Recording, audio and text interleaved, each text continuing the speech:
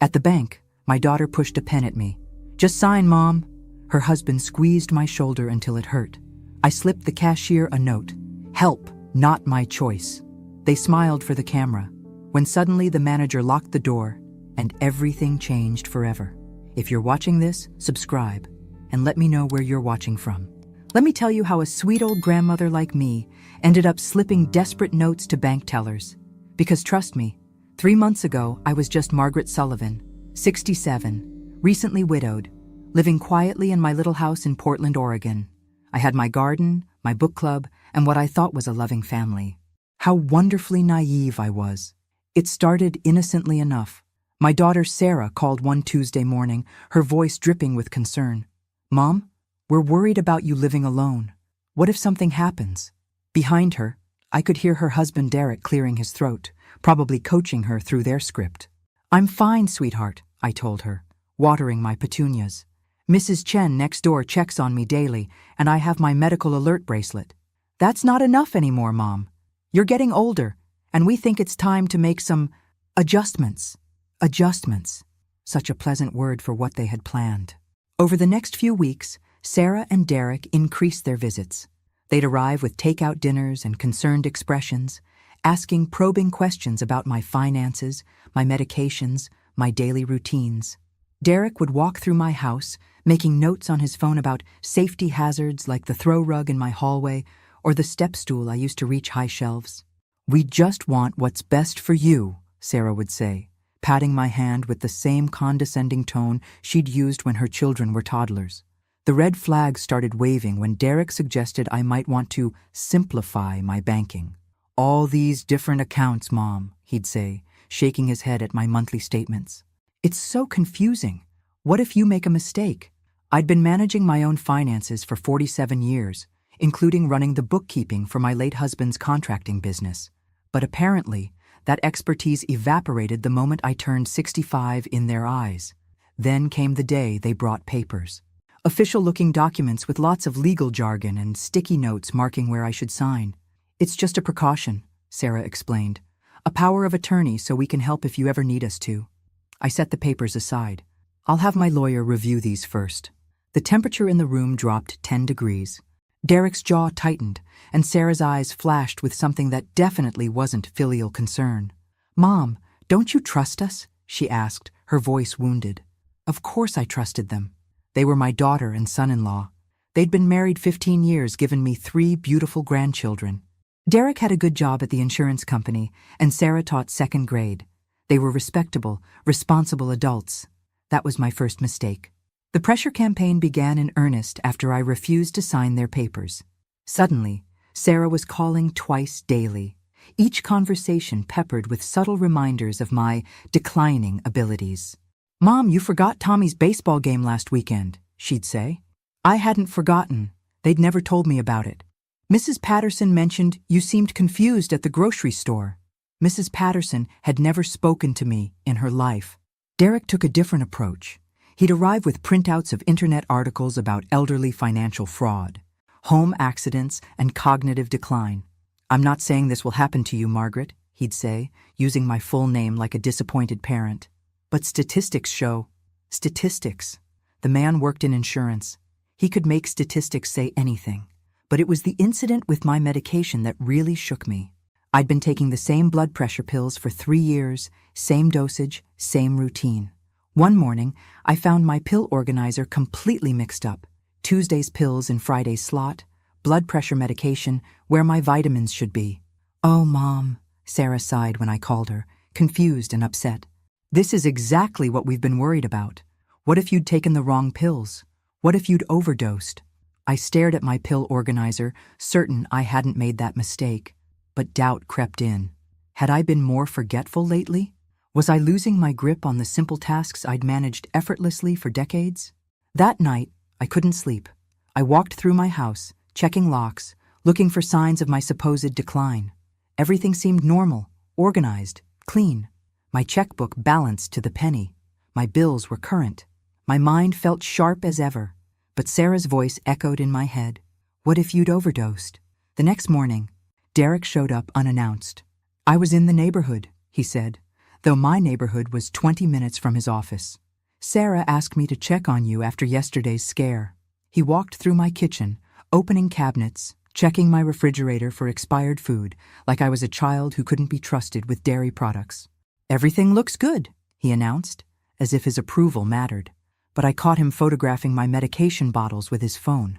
What are you doing? I asked. Just keeping track, he said smoothly. Sarah worries, you know. She asked me to document your prescriptions so we can help you stay organized. Document. Track. Organize. Their vocabulary was very revealing once I started paying attention. That afternoon, I called my lawyer, Robert Martinez, whom I'd known for 15 years. Robert, I need you to review some documents Sarah and Derek want me to sign. Of course, Margaret. What kind of documents? Power of attorney papers. And Robert, I think I might need more than just a legal review. I think I might need protection. The silence on the other end spoke volumes. Can you come in tomorrow morning? And Margaret, don't sign anything until we talk. As I hung up the phone, I caught my reflection in the hallway mirror. The woman looking back at me had silver hair, smile lines, and clear, intelligent eyes. This wasn't a woman in decline. This was a woman who was finally waking up to the truth about her family. Robert's office felt like a safe harbor after weeks of navigating Sarah and Derek's increasingly aggressive concerns. My lawyer, a sturdy man with kind eyes and 30 years of experience, spread the power of attorney documents across his mahogany desk. Margaret, he said after reading for 10 minutes, his voice carefully controlled, these aren't standard protective powers of attorney. These documents would give Sarah and Derek complete control over your finances, your medical decisions, and your property. They could sell your house, move your investments, even commit you to a care facility without your consent. The words hit me like a physical blow, but they said it was just a precaution. This is predatory elder abuse, Margaret, and it's more common than people think. Robert leaned forward, his expression grave. The fact that they're pressuring you to sign without legal review is a major red flag. I thought about Derek photographing my medications, Sarah's convenient concerns about my mental state, the mysteriously rearranged pill organizer. They've been building a case, haven't they? Making me seem incompetent? It appears so. Have there been any witnesses to your supposed confusion or forgetfulness? No. It's always just their word. Private conversations. Things only they could have observed. The manipulation was becoming clearer by the minute. What should I do? Robert pulled out a legal pad. First, we document everything. Every incident, every conversation, every pressure tactic. Second, we establish your complete mental competency with a comprehensive evaluation. Third, we set up protections. What kind of protections? We create ironclad documentation of your wishes while you're clearly competent.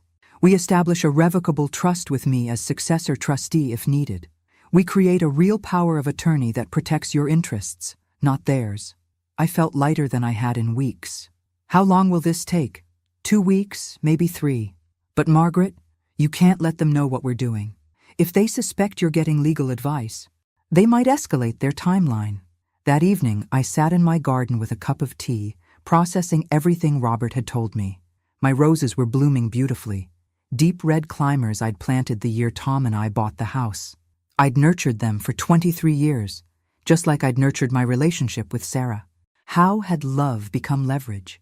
When had my daughter started seeing me as an asset to be managed rather than a person to be cherished? My phone rang. Sarah, right on schedule for her evening check-in. Hi, sweetie, I answered, my voice carefully normal. Mom, how are you feeling? Any more confusion with your medications? No. Everything's fine. I watched a hummingbird hover near my feeder, its wings beating so fast they blurred. Such a small creature, yet so powerful in its ability to remain exactly where it chose to be. Good.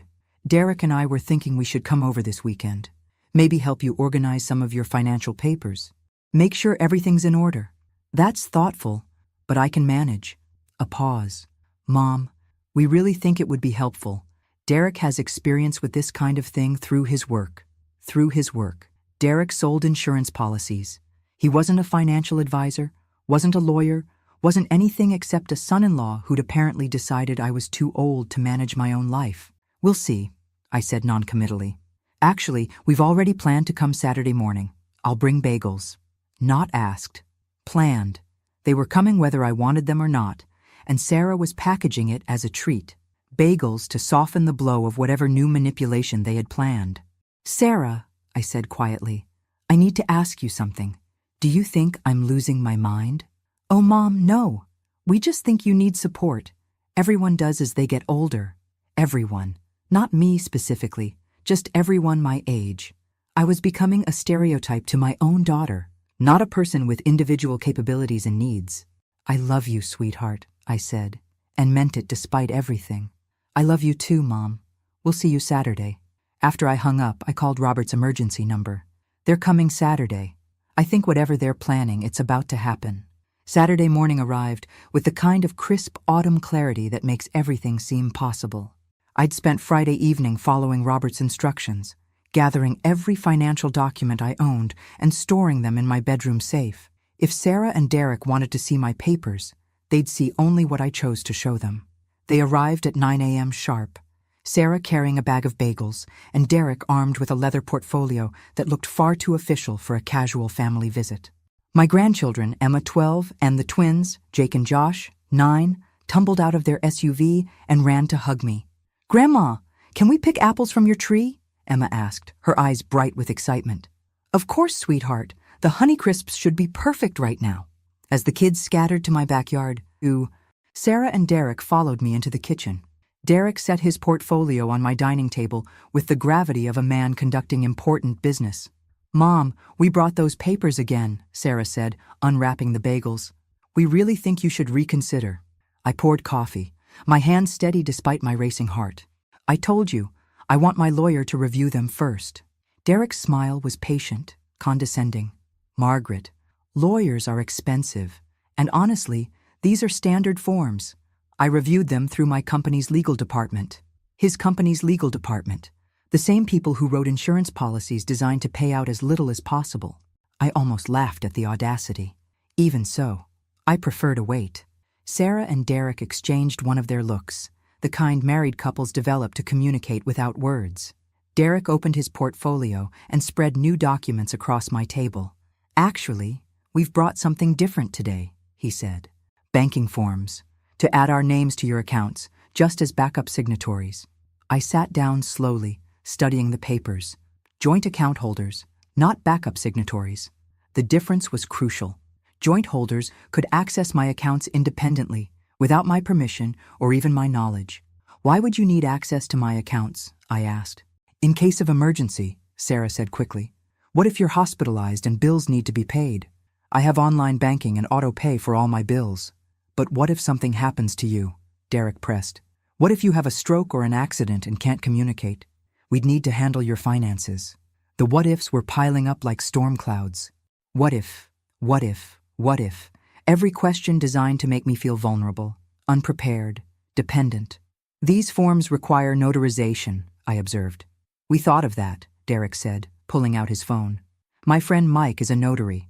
He's meeting us at First National Bank at 11 a.m. They'd planned this entire scenario without consulting me. The bank meeting, the notary, the timing, everything orchestrated to make resistance difficult. And if I don't want to do this? Sarah's expression crumpled. Mom, please don't make this harder than it has to be. We're trying to help you. Harder than it had to be.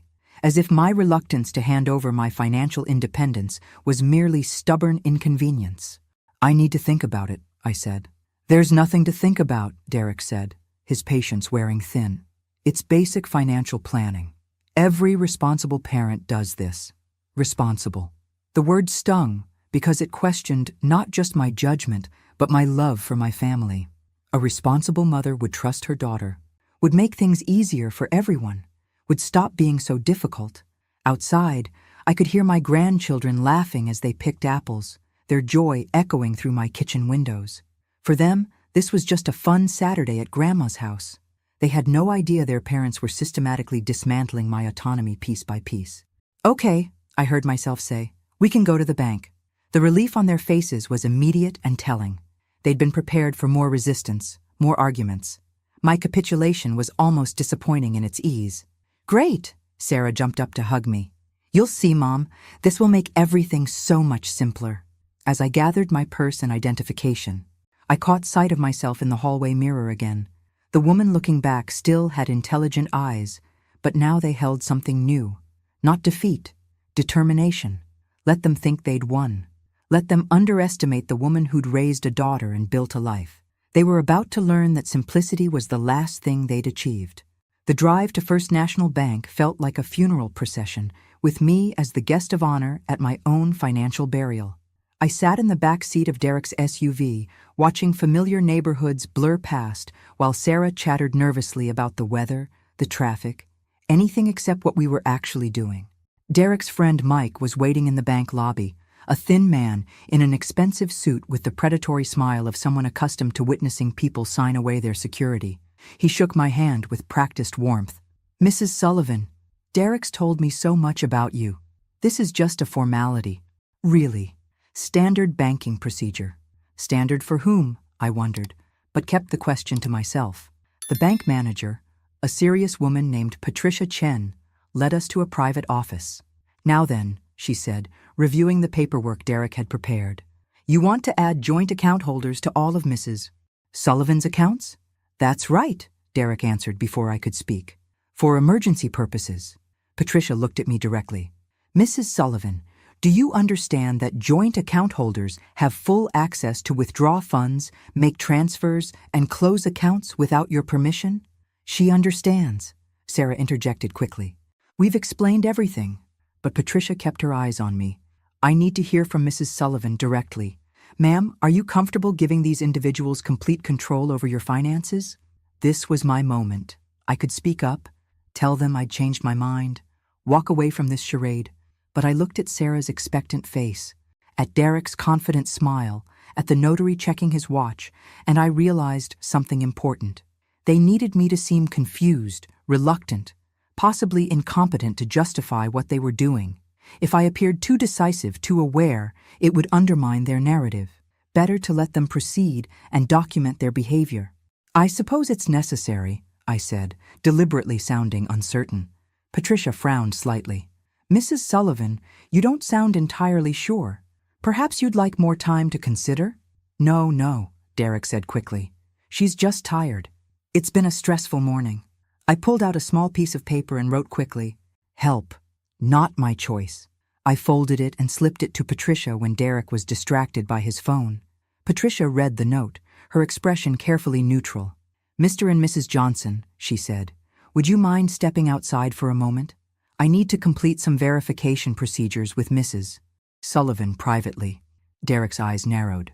"What kind of verification?" "Standard banking protocol when significant account changes are being made. It'll just take a few minutes." Sarah looked worried.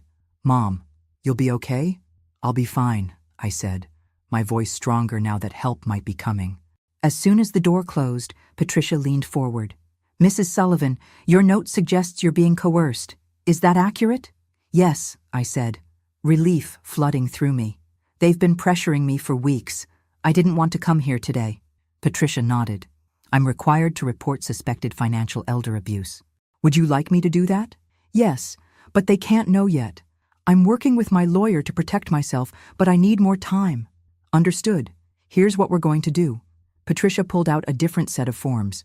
"We're going to set up the joint accounts as requested, but with special monitoring flags that will alert me to any unusual activity. Meanwhile, I'm noting in your file that this was done under duress." She paused, studying me with sharp eyes. "Mrs. Sullivan, you seem completely competent to me. Why are they doing this?" "Because they think I'm old and stupid and in their way," I said, surprised by my own bitterness. "My daughter used to love me. Patricia, now she sees me as an obstacle to whatever life she thinks she deserves." Patricia's expression softened. "I'm sorry. This is more common than people realize, unfortunately." She opened the door and called Sarah and Derek back in. "Everything's in order," she announced. "We just need the notarization, and we'll be finished." Mike stepped forward with his official seal, but Patricia held up her hand. "One moment. Mrs. Sullivan, I want to confirm one more time. Do you want to proceed with these account changes?" I looked at Derek's barely concealed impatience, at Sarah's nervous energy, at the notary's expensive watch. I thought about my lawyer's advice to document everything, to let them reveal their true intentions. Yes, I said, let's get this over with. But as Mike prepared his notary seal, Patricia discreetly positioned her phone to record the signing. Evidence, I realized. She was helping me gather evidence of their coercion. Derek squeezed my shoulder hard enough to hurt and smiled for Patricia's camera. There we go, Mom. All finished. Now we can take better care of you. Take care of me or take care of my money. As we prepared to leave, Patricia handed me her business card. Mrs. Sullivan, please call me if you have any questions about your accounts. Any questions at all. I tucked the card into my purse, knowing I'd be calling her very soon. The ride home was jubilant for Sarah and Derek. They chattered about how much easier things would be now, how I wouldn't have to worry about complicated financial decisions anymore. I sat in the back seat, silent, watching them celebrate what they clearly saw as a victory. Mom, you're so quiet, Sarah said as Derek pulled into my driveway. Are you okay? Just tired, I replied, which wasn't entirely a lie. The emotional weight of what had just happened was exhausting. Well, you can rest easy now, Derek said with satisfaction. We'll handle everything from here. Handle everything.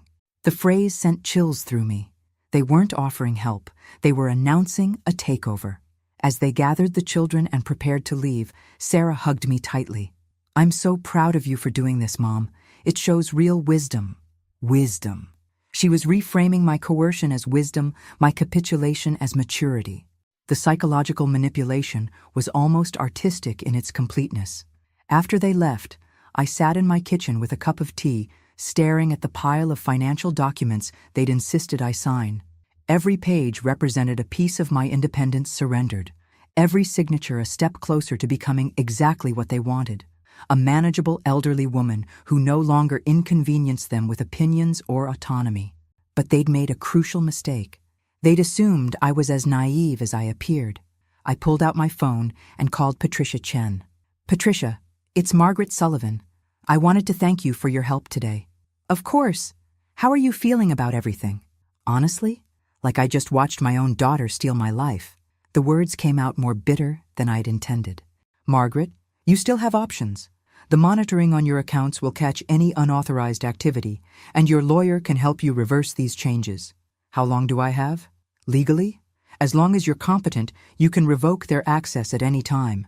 But if they're planning to have you declared incompetent, the unfinished thought hung between us.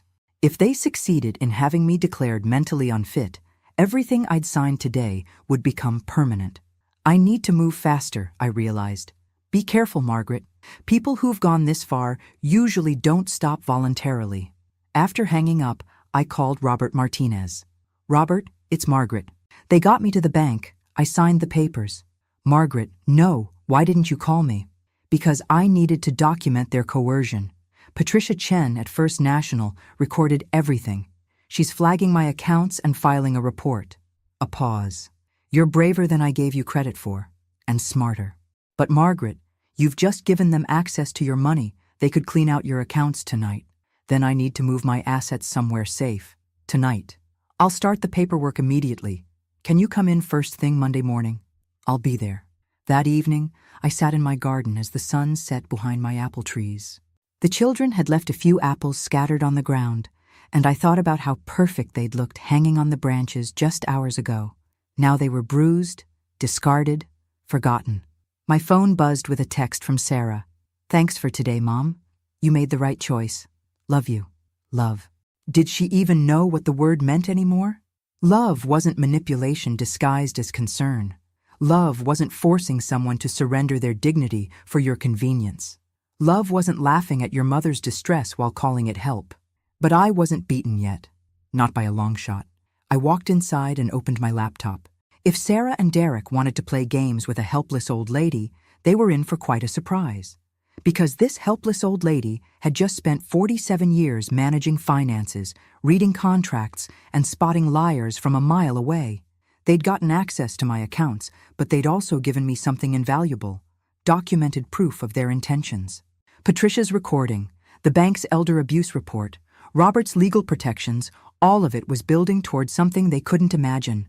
Tomorrow, the real game would begin, and this time, I'd be playing by my own rules. Monday morning couldn't come fast enough. I was at Robert's office by 8 a.m. sharp, armed with Patricia's business card and a burning determination to reclaim my life. My lawyer looked tired, like he'd spent the weekend working on my case. "Margaret, I've been busy," he said, gesturing to a stack of documents on his desk. "I've prepared emergency financial protections, but we need to move quickly. How are your accounts this morning?" I pulled out my phone and checked my banking app. Still intact, but there's been activity. Derek transferred $5,000 to their joint checking account yesterday evening.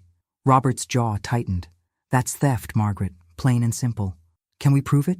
With Patricia's recording and the elder abuse report?" "Absolutely." He spread the new documents across his desk. "Here's what we're going to do.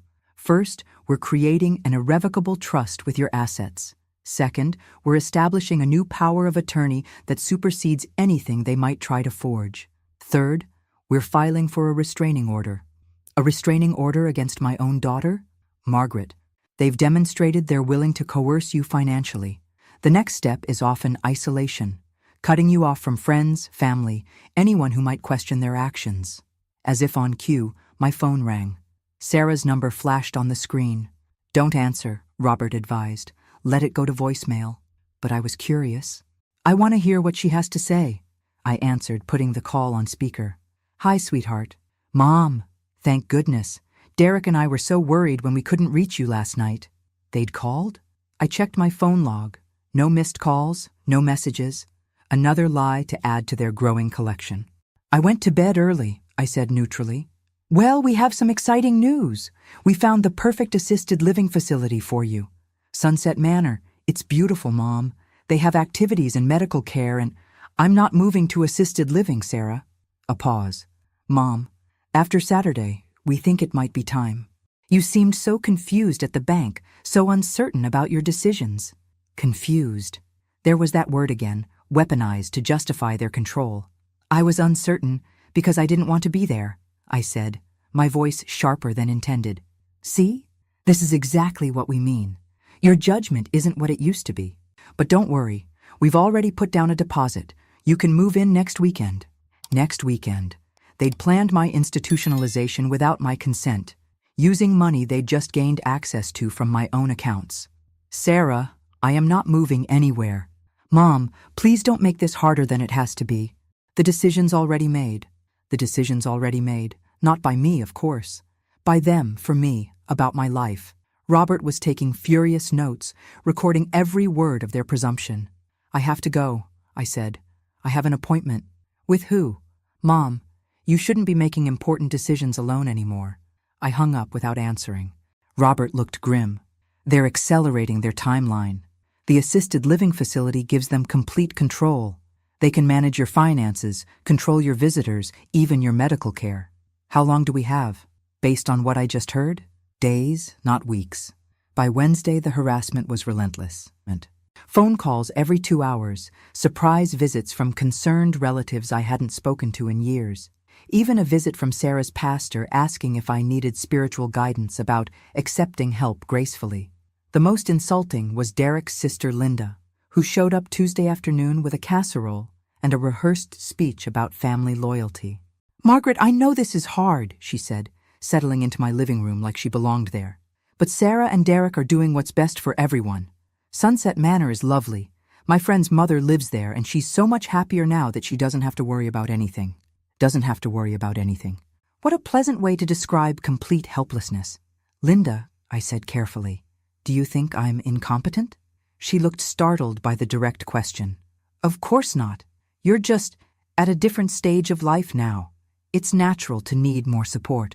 "What if I told you I don't want their support?" "Well, sometimes we don't want what's best for us. That's why we need family to help us make good choices." The circular logic was breathtaking. I didn't want their help because I didn't need it, but my not wanting it proved I needed it, which justified them forcing it on me. That evening, Patricia Chen called me at home. "Margaret, there's been significant activity on your accounts. They've transferred $15,000 to cover something called a facility deposit and another $8,000 for care coordination fees. $23,000. Gone. Without my permission, for services I didn't want, to imprison me in an assisted living facility, I'd never agreed to enter. Can you stop the transfers? Not legally. They're joint account holders now, but I can flag them as suspicious transactions given our abuse report. Patricia, they're planning to move me this weekend. Margaret, you need to get your money out of those accounts immediately. Tonight, if possible. After she hung up, I sat staring at my phone. Robert had prepared the legal documents, but moving my assets would take time. Time I apparently didn't have. My doorbell rang. Through the peephole, I saw Derek standing on my porch with two men I didn't recognize. One carried a clipboard, the other looked like security. I didn't answer. They rang again, then began knocking. "Margaret," Derek called. "We know you're in there. We need to talk." After 10 minutes, they left. But I'd gotten the message. The friendly family pressure was over. Now came the intimidation. I called Robert immediately. They just showed up with strangers. It felt like a threat. "Margaret, pack a bag. You're staying at my guest house tonight. Tomorrow we execute everything we've planned. Won't that look like I'm running away? No, it'll look like you're protecting yourself. There's a difference." Thursday morning at 10 a.m., I walked into First National Bank with Robert, Patricia Chen, and a court order freezing all joint access to my accounts pending investigation of elder financial abuse.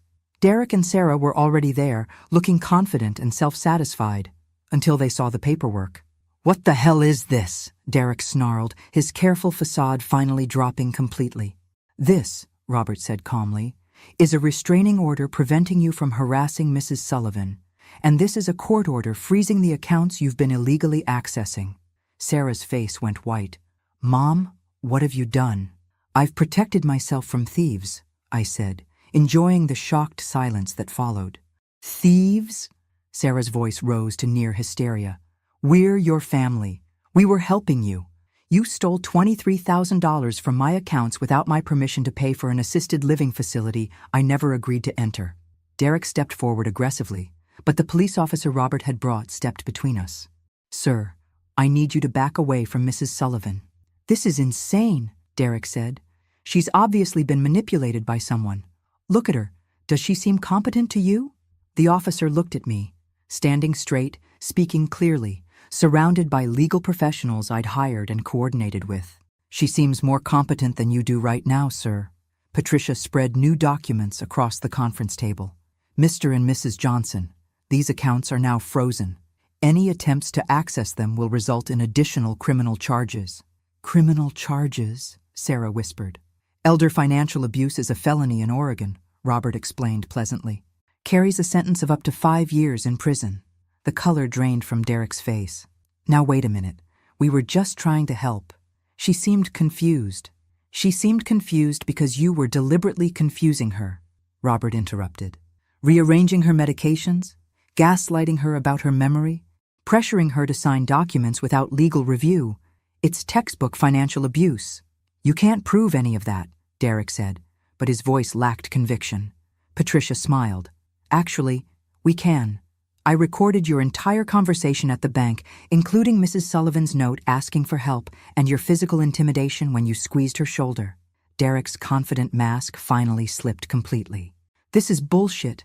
She's our responsibility." "No," I interrupted, my voice carrying a strength I'd forgotten I possessed. "I'm not anyone's responsibility but my own. I'm 67 years old, not 7. I've been managing my own life since before either of you were born." Sarah started crying. "Mom, please. We can work this out. We don't need lawyers and police. We're family." "Family," I repeated thoughtfully. "Sarah, when did you stop seeing me as your mother and start seeing me as your ATM? That's not fair. When did you decide I was too stupid to manage my own money but smart enough to have earned it in the first place?" She had no answer for that. "Here's what's going to happen," Robert announced. "Mrs. Sullivan's assets are being transferred to a protective trust. The joint accounts are permanently closed. The assisted living deposit will be returned immediately, and all contact between you and Mrs. Sullivan will cease until further notice." "You can't keep us from our own mother," Sarah protested. "Watch me," I said. The next few weeks passed in blissful quiet. No daily harassment calls, no surprise visits, no one telling me what I should want or need or feel. For the first time in months, I could hear my own thoughts without their constant commentary on my supposed inadequacies. I used the time well. Robert helped me establish ironclad financial protections, including a trust that would prevent anyone from ever manipulating me again. Patricia and I became genuine friends. She'd seen this kind of abuse before and understood the unique pain of being betrayed by your own children. But the real revelation came when I started talking to other seniors about my experience.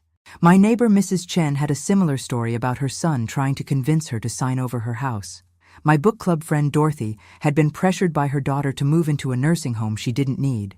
Margaret from my church had actually lost her savings to a grandson who convinced her she had dementia. "It's epidemic," Dorothy said during our weekly coffee meeting. "They think once we hit 65, we become children again. The worst part," Margaret added, "is how they make us feel guilty for wanting to keep our independence. Like self-determination is selfish at our age." I'd found my people, women who'd been told they were too old to make their own decisions, but too young to give up completely. 3 weeks after the confrontation at the bank, Sarah called. I let it go to voicemail. "Mom, please. I know you're angry, but I miss you. The kids miss you. Can't we talk? I'm sorry if we pushed too hard, but we were scared. Scared of losing you, scared of something happening to you. Please call me back." The message was carefully crafted, apologetic, but not admitting wrongdoing. Emotional, but not acknowledging the real harm they'd caused. Classic manipulation, but more subtle now. I didn't call back. A week later, Derek showed up at my door. I didn't answer, but I watched through the peephole as he paced my porch, clearly frustrated by his inability to force his way back into my life. He left a note. "Margaret, this has gone on long enough. We made mistakes, but we're family. Sarah is heartbroken. The kids don't understand why Grandma won't see them. Don't let lawyers destroy our relationship. Our relationship." As if I'd been the one who destroyed it by refusing to be robbed. But the mention of my grandchildren stung. Emma, Jake, and Josh had nothing to do with their parents' greed. They were innocent victims of Sarah and Derek's choices. I called Robert. "What if I want to see my grandchildren?" "Supervised visits are possible, but Margaret, be careful. They'll use those children as leverage to get back into your life." He was right. Of course. But the thought of Emma, Jake, and Josh thinking I'd abandoned them was unbearable. That evening, I made a decision that surprised even me. I picked up the phone and called Sarah. "Mom?" Her voice was eager, hopeful. "Oh, Mom, I'm so glad you called." "I want to see my grandchildren," I said without preamble. "Of course! We can come over this weekend." "No, I'll meet them at the park, Saturday at 2 p.m., Laurelhurst Park. You and Derek can drop them off and pick them up in 2 hours. "Mom, that's not necessary. We can all—" "Those are my terms, Sarah. Take them or leave them." A long pause. "Okay, we'll be there." But I knew they'd try something. Sarah and Derek weren't the type to accept limitations gracefully. They'd see Saturday as an opportunity to wear me down, to restart their campaign of concern and control. They were wrong. Saturday arrived with that perfect October weather Portland is famous for. Crisp air, golden light filtering through maple trees. The kind of day that makes you grateful to be alive and independent enough to enjoy it. I arrived at Laurelhurst Park early, choosing a picnic table with clear sight lines and my back to a tree. Robert had insisted I carry a small recording device, and Patricia had given me her personal phone number in case I needed immediate help. At exactly 2 p.m., Derek's SUV pulled up. Emma, Jake, and Josh tumbled out and ran toward me with the pure joy of children who don't understand adult complications. Behind them, Sarah and Derek approached more cautiously. "Grandma!" Emma threw her arms around me. "I missed you so much. Mom said you were sick, but you look fine." Sick. Of course that's how they'd explained my absence. "I'm perfectly well, sweetheart," I said, hugging her tight. "I missed you too." The boys showed me their new school pictures, chattered about Halloween costume plans, asked if I was coming to Jake's soccer tournament next weekend. Normal grandchildren things, blessedly innocent of their parents' agenda. Sarah hovered nearby, clearly hoping I'd invite them to stay. Derek checked his phone obsessively, probably timing how long it would take to wear down my resistance. After an hour of pure joy with my grandchildren, Sarah made her move. "Mom, they've really missed you. We all have." She sat down across from me, her expression carefully crafted to convey hurt and hope in equal measure. "I know we made mistakes, but can't we move past this? For their sake? What mistakes do you think you made, Sarah? I asked. She glanced at Derek, who nodded encouragingly. We were overly concerned. Maybe we pushed too hard about the assisted living thing. The assisted living thing. I almost smiled at the minimization. What else? Well, the bank accounts were just a precaution that maybe wasn't necessary yet. Still planning for my eventual incompetence. Just with better timing next time.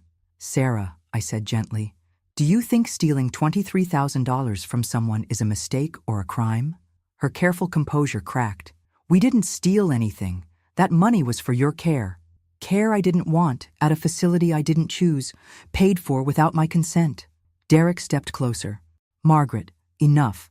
This victim act is getting old. We're your family. We have every right to be concerned about your welfare. And I have every right to determine what my welfare requires. Do you? His voice hardened.